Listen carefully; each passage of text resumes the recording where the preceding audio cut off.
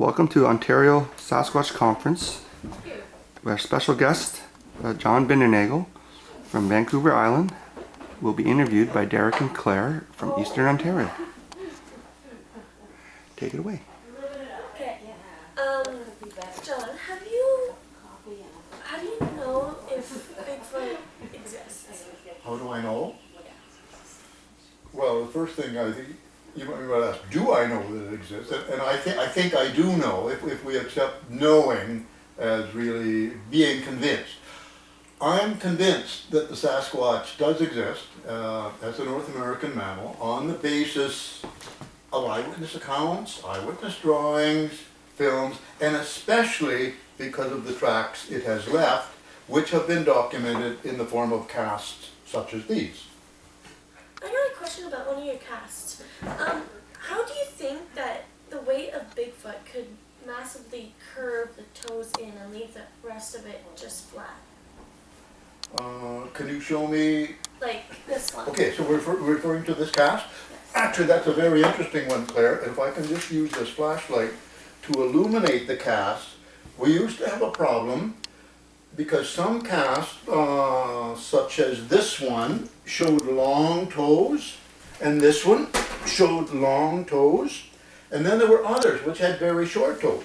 This one shows that the toes can be tightly curled and that sometimes only the toe tips register in the soil. So in a way, this cast, which was a track made, near Aberdeen, Grays Harbor County, the west coast of Washington State, really the Pacific coast of North America, in 1982, is a really important cast. It was cast by a deputy sheriff, and we always raise this as a really good example to show that Sasquatch tracks are not merely stamps of a fabricated foot, a hoax track. They're really quite the cast of a living foot. Alright, another question. Are Bigfoots just omnivores, or do they stick to a certain type of food and diet? We're pretty convinced that they are omnivores, eating both vegetation and meat. And I actually wrote a book back in 1968, and in which I included the evidence available, 1998, in which I included the evidence available at that time. And we had 20 items of vegetation, including the things you might expect: berries, leaves in spring, aquatic vegetation, that sort of thing. And then for meat, there was everything from clams, freshwater clams, certainly saltwater clams on the west coast, right up to predation on deer and the stealing of game carcasses from hunt camps. So, kind of interesting. Now, when you said deer carcasses and stuff, like, would they kill in a pack like wolves, or would they use tools or? Well, that's a good question, and my answer to that would be that's where we should be now. People like myself and my colleagues as wildlife biologists, my colleagues are stuck on the question of does the Sasquatch exist or not? Some of us who are satisfied that it does exist have moved on to that very question you're asking. How does it behave? Is it a real predator? And if it's a predator, is there ambush predation, or is this predation by cooperation in groups, which of course they found in chimpanzees by now? And I don't have the answer, but I just think it's a good question. That's one that we should start looking on, I think. From my point of view, a lot of us. Well, thank you. I agree. As in some of your casts, the smaller one, is that an infant one? We would call that a juvenile. For years, all we had were these rather large tracks, 15 inches, 16, 17, almost up to about 20 inches. And people were saying, how come Bigfoot always exists as a fully grown adult? Where are the young ones? Well, that small cast there, 8 inches long, was cast in, I think, the 1990s, in the Blue Mountains of Washington State. And for a long time, that was the smallest Sasquatch track cast we had. And our thinking was that younger Sasquatches, infants, were carried by the mother, and they weren't really set down on the ground until they were long enough to start leaving tracks like that. Interestingly, just this year, 2012, I was at a conference in Utah in February, and a man produced a photograph, well, he actually produced the cast, half that, 4 inches long, which is now the smallest Sasquatch track ever cast. So maybe sometimes when they're even younger, they are set down on the ground from time to time, scamper around, leaving 4-inch tracks. Yeah. It's pretty cool. Derek, do you have some questions? Yes, I do. This is a more public kind of question. Why do you think people are hesitant to believe in them? 2 points there. This thing about believing in them, we try to avoid that language because people say, so this is a belief. And as soon as you start talking about beliefs, they think it's an item of faith or something. And this is not belief. This is sort of how compelling do you find the evidence. And I don't say I believe that in the Sasquatch, but I do believe that the evidence is sufficient for us to at least start discussing it. But really good point. Why are most people hesitant? Or good point, hesitant. Well, amongst my scientific colleagues, there's a number of reasons. Part of it is the hoaxes. People have said, my uncle made all those tracks with his, fabricated Sasquatch foot. And then we have the thing about the Sasquatch exists in Aboriginal myth and legend. And we say, well, that's supernatural.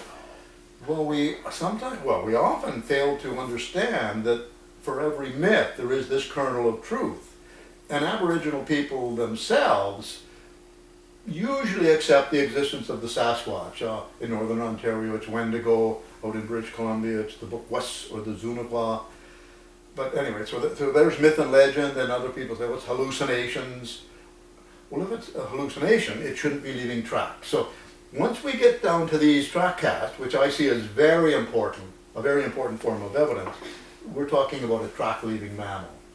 But yeah, no, the thing about hesitance, it's quite an obstacle for us because people are hesitant, they're reluctant to come forward with reports. Anyway, that's all I can say for now. Right. Okay.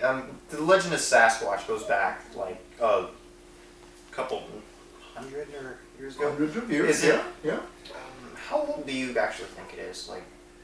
Well, you see, there's another problem. We as scientists, those few of us scientists who accept the Sasquatch as an existing North American mammal, we are then faced with our scientific colleagues who say, well, without a theoretical basis for the existence of this creature in North America, we won't consider the evidence. And that sounds a bit bizarre, but there's a large group of scientists who take that attitude. We need a theoretical basis. So, there is a theoretical basis, which we have raised, and we've suggested that the fossil ape of Asia, Gigantopithecus, which was a giant ape, may have crossed from Asia to North America via the land bridge, the Bering land bridge, Beringia, they called it, and persists here in North America.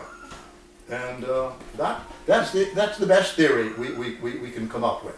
And it's just a theory, but we're hoping that it's enough to help our scientific colleagues take the evidence seriously. So these Bigfoots are big, huge creatures. I guess the question for people that go out looking for them, should we be afraid of them or should we? I don't know. Certainly they're very intimidating and people are afraid of them. They see this 7 to 9 foot tall, hulking, upright gorilla, basically, broad shoulder, 4 feet wide, sometimes massive chest, as deep through as it is wide. Sorry, I'm not trying to create a scary image here, but people really are intimidated by it. And sometimes I think that it uses that intimidation to encourage people to leave the area. There's only one really documented report of a Sasquatch attacking humans.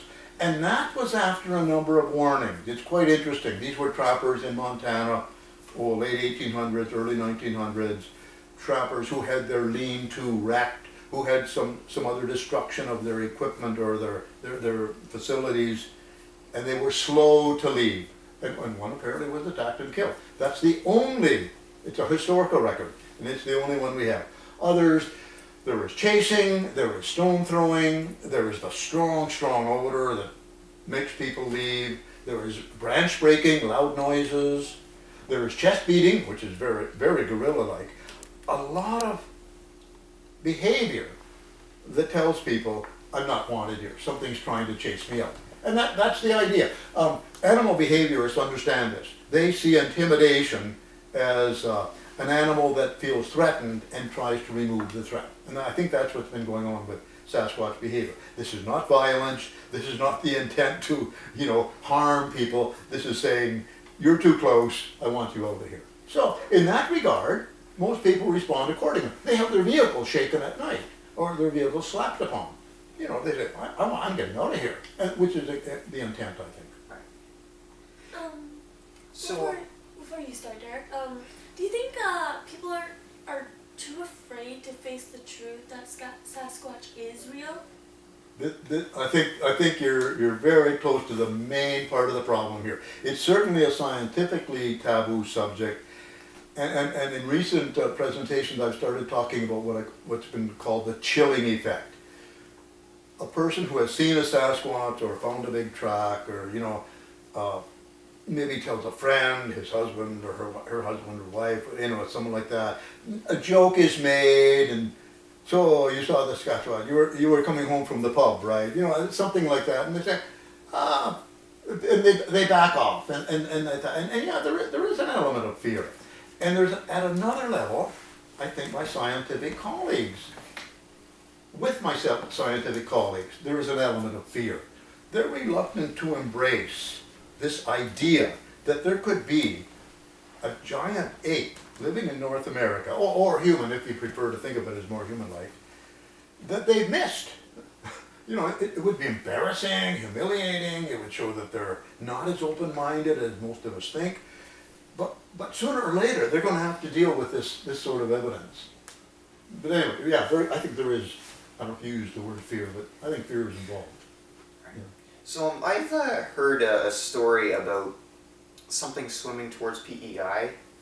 People start thinking it's a Sasquatch. So my question is, do you know if they can swim great distances, or is it just like a fox? Well, that's I don't know about this report about swimming to PEI. The ironical thing is that there are reports from PEI, Prince Edward Island, and people are saying, how did they get there? Well, we certainly have them on Vancouver Island, where these two tracks were cast, and those two tracks were cast. And now that's not such a big swim. Once you get up to the North Island, there's only maybe a kilometer that they would have to swim. But yes, there are good reports of Sasquatches swimming. Now, swimming to PEI sounded, maybe it's not that big a swim. I really don't know. One of the amazing things that we'll have to deal with down the road is the Sasquatch on the Queen Charlotte Islands, Haida Gwaii. Now we're talking islands 40 kilometers off the coast of mainland BC. And it suggests that they may have been there for a long, long time, or from the days when there was a very shallow body of water between the Queen Charlotte Islands and the mainland. But that's another subject. So my final question is, let's say you're in the woods one day and you come across the Sasquatch that is caught in a trap. Oh. Would you take it and bring it to society to finally prove it, or would you just release it and help protect it by keeping it a secret? Is this a leg trap where it's suffering, or a live trap where It's perfectly fine. it's perfect? Oh, well, I would do what I hope I would do. I hope I would have a camera, take a lot of photographs. I would, pull some hair, trying to get follicles and a bit of skin, maybe a nick of skin for DNA. I'd be happy to get a lot of photographs and release it. In the old days, like when I was a young biologist in the 1960s, everyone insisted on a type specimen. And we like to think that we're more enlightened nowadays, that we wouldn't have to actually collect one or have a type specimen, a dead one, a cadaver on a slab. Yet that's exactly what my scientific colleagues are calling for. Without a type specimen, they do not want to look at this evidence. Well, they've shown an unwillingness to look at this evidence, let me put it like that. So it's a dilemma. And one investigator, a physical anthropologist named Grover Krantz at Washington State University, said we must collect one. Once we have that type specimen, all the rest will be protected immediately. Well, he just got a lot of flack for that, and he was very, very much looked down upon, saying, wait, you wouldn't collect an animal like this. He said, no, we must collect one. Anyway, he died 2002, I think. And it's still that dilemma. And one hopes, maybe DNA evidence will be conclusive, whatever. Eventually, there will be that type specimen. Maybe it'll be a roadkill. I don't know what it'll be. And then, that is what I think is interesting. Then people look back and say, why didn't we see this coming? Why are we surprised to find that the Sasquatch actually exists? And they'll look back at all the investigators who were filming Sasquatches, casting tracks, presenting the evidence, trying to create some scientific discussion. It's a fascinating subject, and to me the fascination is about the discovery process. Anyway, that's too long an answer. You kept saying that they're human and then ape-like. Yeah. Do you think, a question I've been having buzzing in my mind all the time when I hear the word Sasquatch, the term Sasquatch, is, do you think it could be a link between both? Yeah, and I try. Yeah, I do. I try to avoid that. As soon as someone says missing link, it's kind of a hot button subject, and conservative Christians are offended. The whole idea of this gradation between apes and humans.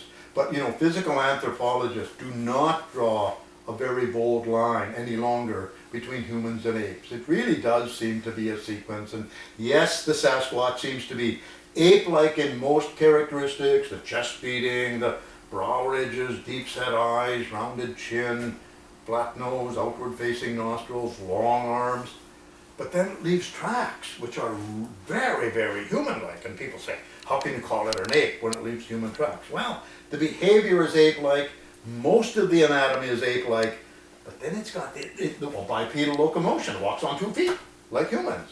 So I've been saying, yes, it's very human-like in some ways, but it's ape-like in more ways.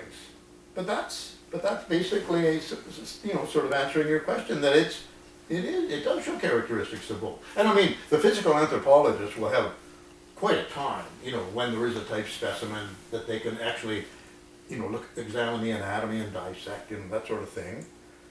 But in the meantime, all we're saying is, well, this is what people are reporting, and in a book here, I've got eyewitness drawings that they keep drawing a very ape-like looking creature, but we have this human-like foot. So I think I'm going to leave that for the physical anthropologist, and I'm just a wildlife biologist. I see it as a wild animal, as a North American mammal that needs to be studied. Also, another thing that a lot of people have been saying, especially in my age, at my school, once people see it in, face to face, but not super close like me and you are right now, but people who have witnessed it. Right. Do you think that they could have, some people have gone mute from it, or just have an empty mind afterwards, and sometimes have to go to the hospital and get checked? Yeah. Well, see, that's one of the things that keeps me going. I have met people, I'm corresponding with a woman now who saw one as a young person, 16 years old. She's 59 years old now. She's undergone psychiatric treatment. She said, she told her parents that this upright gorilla, came into their house, came in the doorway. And of course, not of course, but her parents didn't believe her. So she's lived with this all these years. She's convinced that she actually saw this, but no one believes her. So you start questioning your own sanity. You might go for psychiatric treatment. And I know of one psychiatrist, he doesn't accept that these exist. He said, yes, I have counseled people who think they've seen a Sasquatch. What kind of counseling can he give if he thinks that they only think they saw one? You know what I mean? So that's a big problem. And people do see them, and what they've seen is an animal, a creature, a being that's not supposed to exist. Yeah, it does kind of mess with your mind. And I guess that's what I've had long conversations on the telephone, and it's like a cathartic experience for the person on the other end. As I say, yes, what you're describing is consistent with other reports. Yes, there are reports from your area. He's saying, oh, thank you so much. he shouldn't have to be talking to me to get that. You know, by now we should be saying, yeah. And amongst a very small group of us, someone said, the one I saw was black. Oh, the one I saw was reddish brown in color. Oh, what did the face look like? Well, you know, deep, you know, and there are these discussions going on in this very small group of people, but not in a larger group. So, yeah, it's very important, that question. So, yeah, the book there, could you maybe fill us in on what it's about? Or like more detail, like... Well, thank you. An author always wants to talk about his book. But what's interesting for me is that in 1998, I wrote a book describing the anatomy and behavior of the Sasquatch as we knew it from filed reports. It was ignored by my scientific colleagues, and I didn't understand why. I really thought this was helpful.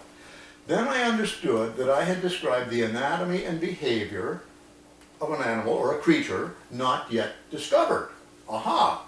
So then I backed up and say, I think it's been discovered. I think we can consider it discovered on the basis of a lot of this evidence, but that discovery has not yet been acknowledged.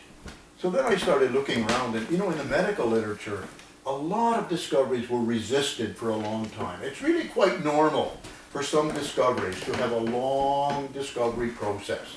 And that's what we're still undergoing with the Sasquatch. You know, I'm hoping it's going to occur during my lifetime, yet acknowledgement of the discovery. If not, that would also be quite normal. Many people involved in discoveries, it hasn't happened in their lifetime, and so be it. But I do want to I did want to address the thing, you know, when there is that type specimen, the roadkill or whatever, people are saying, gee, what do we know about this thing? We know a lot. You know, people have told us what they eat, how they behave, how they respond to human intruders. We know a lot about this animal, except whether it exists or not, you know, in the minds of most people. I mean, some of us feel we do know that it exists. So it's a fascinating idea, and it kind of gets pushed into an area, it sounds dry as bones, philosophy of science. But that subject area actually addresses discoveries and thought processes and how we miss things. Anyway. Yeah, that book, is it out to the public yet? And if Yeah, so, where would be a prime location to get one of these copies? Well, it's an online thing, beachcomberbooks.com, or myself at bigfootbiologist.org. I think if you punched in on Google the Discovery of the Sasquatch, it comes up. I've managed a few reviews, but it's a scientifically taboo subject. And that fascinates me as well. You know, we have all this evidence. We have only a few scientists, you know, seriously engaged in this work. A lot of other investigators contributing evidence. And so why is it scientifically taboo? What's the problem? Why can't I and my scientific, well, one colleague, have our papers accepted at scientific conferences? Anyway, so yeah, there is a book. Thank you. Yeah. Right. So, yeah, I guess one of the questions are there Sasquatches in Ontario? Ah, now see, that becomes even more interesting. For me, definitely. You know, I've studied mainly in BC, but I grew up in Ontario, and I know Ontario very well. I'm very impressed with habitats in Ontario, and I always thought, if the Sasquatch exists here, it's got more to eat than it has in BC. I mean, these rich hardwood forests, you know, full of ducks and grouse and squirrels and groundhogs and beech nuts and acorns, you know, and wild turkeys now, yeah. And I'm working now with Ontario investigators who have been kind enough to invite me to, you know, visit their areas of study and share stuff with me. And yeah, I'm quite convinced. What I would like to see, and which isn't happening, is the documentation of the Sasquatch in plaster casts of tracks. There's one that I know of, one good one that I know of. There are others coming along, and here's a really good attempt. Unfortunately, it wasn't a good attempt, it wasn't a good track to cast through no fault of the investigator. But you know, some tracks are really quite castable, you know, with clear toes, others less so. That happens, but at least we have a length and a width there. And so we're having, you know, video clips, eyewitness accounts, which I do not discount. Some people do, but we shouldn't discount when someone credibly reports what they've observed. So I guess we're waiting more of this sort of thing. So what would you say to most people if they've seen one? Should we just tell them that they do exist? I think they want that, they need that affirmation. Again, that's something that keeps me going. And, you know, to the extent that I can offer that, I do. I say, you know, it's a good wildlife sighting, you know. It's better than a bear or a deer or a moose, you know. But that's not what most people think. Most people think, you've seen a Bigfoot, you know. And there's all this. Yeah, and when I did the first book, it was interesting because I went back to people with reports and said, I'd like to use your report and I'd like to acknowledge, you know, you coming forward. No, I don't want my name in no book, you know, they said. Or they'd say, yeah, I know what I saw, use my name. And I never quite knew what they would say, but it was interesting. Now in the Patterson-Gimlin film, it kind of looked like it was midsummer-ish looking in the background. I'm not sure what kind of season it was, but do you think, since the Bigfoot was a female, do you think there could have been more in the background of the Gimlin film that no one actually saw? It's possible. It was October, is when it was. And yeah, it was this obviously a female. The breasts are visible. She's walking up this across this gravel bar. Up the creek.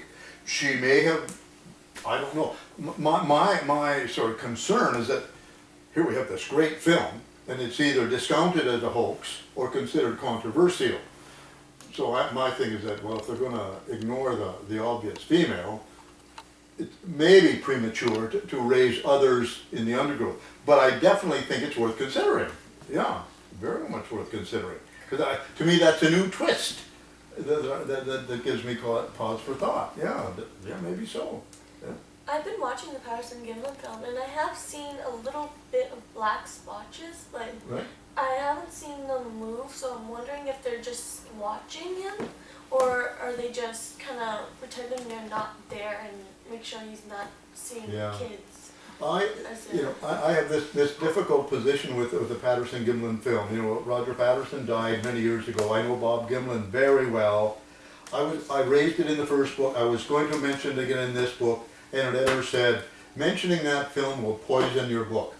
That's how widely accepted that film is as a hoax. You know, people say, but that's all, it's been proven to be a hoax.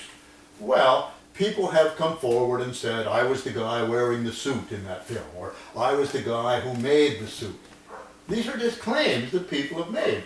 I think we'll return to that film once we have more conclusive evidence, DNA, maybe a cadaver, you know, the type specimen, I don't know. So I myself am reluctant to get involved in the film because people, and this is the point the editor made, if people think that you accept that film, they won't read your book. They'll say, oh, if he accepts that film, which is obviously a hoax, he doesn't know what he's talking. So that's really unfortunate because the film is good, you know, it's fine. But we're dealing with perceptions. And you say, and I'm dealing with my scientific colleagues who are and skepticism is fine, skepticism is healthy, scientific skepticism, but skepticism is so strong that they'll say a person who accepts that film doesn't know what he's talking. So I said, okay, I'll concede to the point of not discussing the film in order that they might consider this other evidence. So that's my reason for backing off on that film. Now,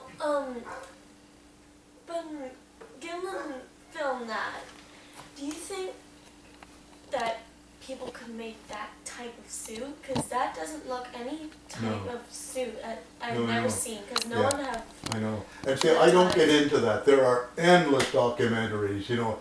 They even say there was an injury on either down here or on the thigh where there's some muscle bulging out because of a tear, and it's medically correct, and you know it goes on. It becomes a he says, she says sort of thing. And I think, well, you know, I'm willing. You know, I think it's important that it be discussed, and they bring up new evidence, and they look at the ratio of, you know, the humerus to this portion of the arm, and I think that's all. I've just decided I myself. I'm going to stick with the evidence. As a wildlife biologist, when we do wildlife surveys, we often don't see mammals are usually nocturnal, crepuscular, hard to see. We depend on tracks. So I'm very intrigued with tracks. I'm very concerned with tracks. I think tracks tell us a great deal. So I guess I've kind of focused on the track evidence.